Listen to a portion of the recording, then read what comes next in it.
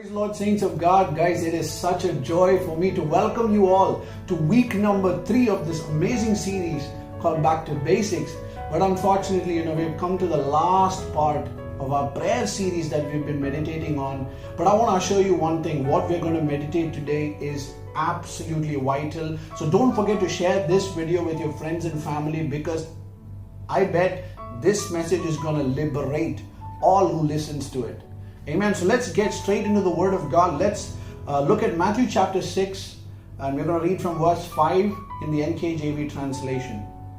So here Jesus is talking to his disciples, and this is how it reads. He says, "When you pray, you shall not be like the hypocrites, for they love to pray standing in the synagogues and the corners of the street, that they might be heard by men. Assuredly I say to you, they have their reward." In other words, my friends, Jesus is asking us all a question. What is the intention behind your prayers? I mean, why do you pray? Why do you go into the presence of God to pray? Come on, do you pray just so that you can get stuff from God? Or are you praying your long prayers and intellectual, well-crafted prayers so that you shall be noted by people? Come on, what's the intention? What's the intention behind the videos that you're making, the covers that you are releasing on YouTube and Instagram and Facebook? What's the intention? Is it to reach the lost souls with the good news? Or is it just to become famous? Friends, I want to tell you, for God, the intention matters. That's why Jesus said, disciples, don't be like those religious folk who are just praying just so that they might become famous. Jesus is saying, don't be like them. Don't look at prayer as a religious duty, my friends. Because we learned in the previous 2 videos that prayer is something that flows from a place of intimacy that results in bonding between the creature and the Creator.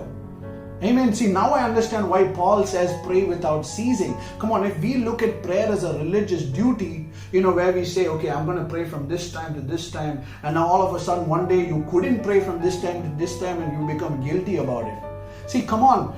Paul says don't look at prayer as a religious duty, because if you do that, you can't pray without ceasing, and definitely that's not going to result in bonding. Amen. So that is so vital, my friends. Don't look at prayer as a religious duty. Let's continue reading. But when you pray, this is verse 6. Go into your room, and when you have shut your door, pray to your Father who is in the secret place, and your Father who sees in secret will reward you openly. My friends, Jesus is telling us, when you and I pray, get into your room and shut the door. Friends, I want to tell you, the shutting of the door is symbolic to shutting off of any distraction that might distract you. Come on, let's admit it. In our generation, one of the greatest distractions we have is this thing right here, the mobile phone. I don't know about you, but whenever I would get to prayer, not now, previously, whenever I would get into prayer, my phone would just ring with some notification, or somebody would just give me a call, and now my mind would be so lost in the curiosity to find out who sent me a message or who called me. And then all of a sudden, prayer gets messed up. Amen. Because that was a distraction right there that I did not recognize. See, for some of us, it might be a movie time we scheduled with our friends, or a hangout time with your best friend. Do you know something? Even the duties that we consider our responsibilities can serve as distractions. I know that might sound strange for some of you, but I want to prove it through the Word of God. See, there is an incident in the Bible, where Martha, Mary, and Lazarus are hosting a party in their house for Jesus and his disciples, because Jesus just rose Lazarus from the dead. And so here Martha is busy in the kitchen, preparing lunch for Jesus and his disciples. I know it's not mentioned lunch. That's my version. So she's busy preparing lunch for Jesus and his disciples. But Mary, on the other hand, is just sitting at the feet of Jesus, just gazing at his beauty. Like she's stuck up on every word that is falling from the mouth of Jesus. Like she's like, wow. So lost in awe and wonder of his majesty. And so Martha speaks up and tells Jesus, Jesus, aren't you even concerned that my sister is just sitting at your feet and not helping me out in the kitchen? But I love the way Jesus responds. Jesus said to Martha, Martha, you don't understand. What Mary is receiving is so vital, and that will not be taken away from her. But as for you, you are distracted. Come on, Jesus told Martha that she was distracted by her so-called duties. But Mary, she was receiving gems from the kingdom of heaven through the mouth of Jesus. And Jesus said that intimacy that we are sharing shall never be taken from her. Friends, there's something so vital for us to learn here, my friends. Amen. So let's introspect and see what might serve as distractions to our prayer life. And let's take them all out. Amen. Friends, I want to draw your attention to a very beautiful incident in the Bible, which is in Genesis chapter 32 verses 9. Amen. Let's read that. But before we read that, I want you to write this down and I'll explain what it means. What you do in the secret place will determine your outcome in the public place. Come on, write that down. Your public place outcome is dependent on what you do in the secret place. Okay, so now let's go to Genesis 32 verse 9. So this is a very famous incident, where Jacob is getting ready to meet his brother Esau. Okay, so previously, a few years back, Jacob cheated Esau, took his birthright, took his blessing, and now Jacob is going to meet his brother after so many years. And so Jacob sends his messenger to Esau, and the messenger goes and meets Esau, and he comes back to Jacob with a terrifying news. And the messenger says, Jacob, you know what? Esau has already left with several men to come and meet you. And that news just terrified, it blew the guts out of Jacob. I want to tell you, it terrified him to the core. But I love the way Jacob responded. He ran into the presence of God, which is why I salute him. And I'll show you why. So that's what we see in verse number 9. Jacob, he made sure that every distraction is out of the way. If you notice, he was alone. He was alone in the light. He made sure everything and everybody passed on to the other side, and he was alone. And he began to converse in the presence of God. And if you notice his prayer, it's so profound. He says, God, I know that you are the God of my father Isaac and Jacob. I'm sorry, not Jacob, Abraham and Isaac. And he says, God, you told me that you would make my descendants as vast as the sand on the seashore. You told me this, you told me that. And Jacob begins to remind God of the promises he made over Jacob. Friends, I want to tell you something. Sometimes it's so important for us to rehearse the promises in the secret place, not as a way of trying to remind God because he forgot. No. But when we rehearse the promises that God made over us, God becomes magnified in our lives. That's what happens. See, when we rehearse the promises that God made over us, the revelation of who God is begins to magnify in our lives. And that's what happened in the case of Jacob.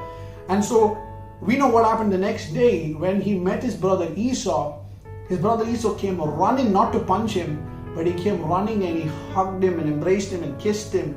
And they both started to weep and their hearts were just filled with joy, my friends. Come on, God took what the devil meant for evil and he turned it for Jacob's good.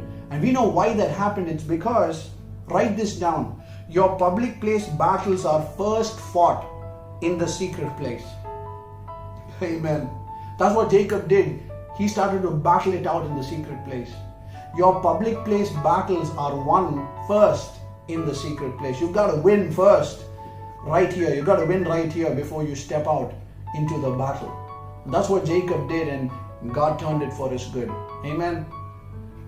This is so good, my friends. Let's continue reading verse number 7 of Matthew 6. Let's come back. And when you pray, don't use vain repetition as the heathens do, for they think they will be heard for their many words. Oh guys, this is so good because Jesus here is breaking every cord of religion. He's just throwing KO punches on religion right here. And he's saying it's not about your long prayers. Guys, I need you to understand, it's not the quantity time you spend in the secret place, but God is more concerned about your quality time. Amen. See, God is not concerned about how intellectually you can pray or how well-crafted prayers you can pray. Some of us think that if we pray long prayers and well-crafted prayers, God is pleased with us and He'll move in a very special way when we make such prayers. No, but God is more concerned about your heart, my friends. That's why Jesus said, everybody looks at the external, but I look at the internal, man. I see the inside. I look at your heart. What is your intention behind the prayers you're making? That's where God is looking at, my friends. And so that's why Jesus is saying, don't be like those religious guys. who keep repeating the same thing over and over again and again, thinking that they'll be heard for their words. But no, it's about your heart. Friends, when we go to verse 9, we're getting into the Lord's Prayer. And I know pretty much all of us, we know the Lord's Prayer by heart. But let's read this in the Passion Translation. And I want to tell you, it'll change your life. It's so nice, my friends. Let's read it. Our Father, dwelling in the heavenly realms, may the glory of your name be the center on which our lives turn. Manifest your kingdom realm and cause every purpose to be fulfilled on earth just as it is fulfilled in heaven. We acknowledge you as our provider of all we need each day. Forgive us the wrongs we have done as we ourselves release forgiveness to those who have wronged us. Rescue us every time when we face tribulation and set us free from evil. For you are the King who rules with power and glory forever. Amen. My friends, isn't it beautiful? And do you notice something? The main essence of the Lord's Prayer was intimacy. It was relationship. Come on, Jesus kept honoring the Father in the prayer that he made. And do you notice something else? Jesus didn't even rebuke the devil even once in that prayer. Amen. Because Jesus made that prayer from a place of knowing his identity.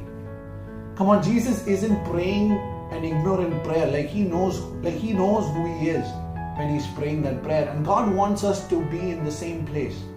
God don't want us to offer prayers as an orphan, but as a child of God. He wants us to know who we are. He wants us to know our position and authority when we pray. Amen. That's why, Jesus didn't say, I break you, devil. I break your plans. I break your ways. I break your backbone, devil. You are under. Jesus didn't say all of that. Because Jesus knows where the devil is. Jesus knows that the devil and all the company of his demons are under his feet. That's why the moment Jesus got down in the island of Gadarenes, the devil fell at his feet. Amen. The legions, I'm talking about the legions, those 12,000 demons inside of that man, they fell at the feet of Jesus. And Jesus knows where the devil belongs. In the same way, my friends, we don't have to be bothered about that devil. Because he's under your feet. The Word of God says that me and you, we are seated with Christ in the heavenly realms, far above every principalities and powers. We don't need to be bothered about that guy. Like he's no match for the sons of God. Amen. That's why in Jesus' prayer, the main essence was intimacy. Amen. I want to close with this last incident in Matthew chapter 21 verse 12. Here Jesus is clearing the temple. We know that in the temple the people were just selling goods and Jesus came, he whipped all those goods and he cleared the temple and he says something so beautiful. He says, my temple shall be called a house of prayer, but you have made it a den of thieves. My friends, what temple is God talking about here? The Word of God says that, don't you know your body is the temple of the Holy Spirit? Friends, we are the temple of God. And Jesus says, my temple shall be called a house of prayer. Friends, write this last statement down. You and I, we are designed for prayer. We are the temple of God. We host the presence of God because we are the temple of God. And we are designed for prayer, my friends. See, that's why I said, our only response have to be prayer. Not just the initial response. The only response that we have has to be prayer. Amen. So I believe that this message blessed you guys. And thank you so much for listening. Do share this and let this message bring about liberation in the lives of people. Stay tuned. We're getting into the series of righteousness. And I'm really excited. All the notes are right here. And I'm excited for the next series. And so thank you guys for watching. Stay tuned. God bless you.